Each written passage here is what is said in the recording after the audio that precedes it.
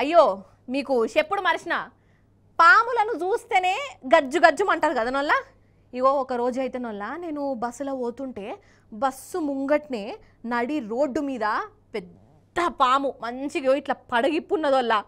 ఇక చూడాలే ఆ రాత్రి నాకు నిద్ర పడుతొట్టొల్ల. ఆ పామును చూసి అసలు భయపడాలనా లేకుంటే సంబరపడాలనా అర్థమే కాలేదొల్ల జనాలకు.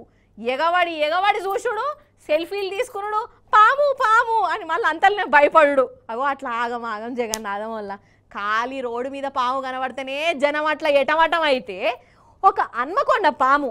అయ్యో గదేనల్లా సినిమాలలో కూడా వచ్చింది చూడు, హన్మకొండ అనకొండ అని.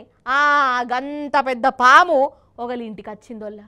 అటెనక అది ఏం చేసింది ఏంది కథ మీరు చూడాలి. నేను కళ్ళు మూసుకుంటా కానీ మీరు చూడండి ఫస్ట్ అయితే.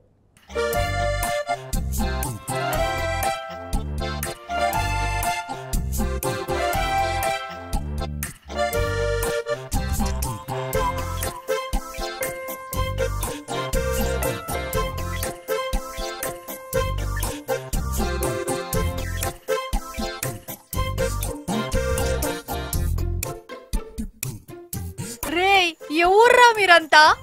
గిట్లనే అనుకుంటారు కదా మనసులా. నీకన్నా అట్లా అనిపించింది కానీ నాకైతే గుండెపోటు వచ్చినట్టే అయింది. వామ్మో ఎంత పొడుగున్నదో చూడు పాము. ఏం పామే అది? హన్మకొండ పాము లెక్కనే కొడుతుంది కదా హన్మకొండ పాము.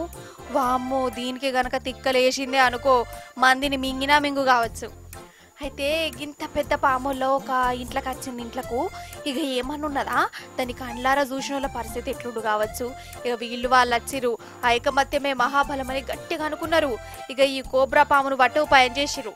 ఆఖరికి దొరికింది పట్టుర్రిగా. మూతిని తాళ్ళతోని గట్టి ఇగో దాంతోని భరతనాట్యం కూచిపూడి డాన్సులు చేసుకుంటా మురిసిపోయిరు. సరే దొరకబట్టిరు మంచిదే, ధైర్యవంతులే, షెబ్బాషే. కానీ మళ్ళా ఆఖరికత్తే దాంతో రీళ్లు వీడియోలు సెల్ఫీలు మన్ను మషనం ఇట్లా ఆగమాగం చెందన చేసిరు. ఇక ఇలా కళా పోషణ చూసి ఈ పామిక జన్మల జనాల కాడికి రానే రావద్దు పో అని అనుకోవచ్చు కదా.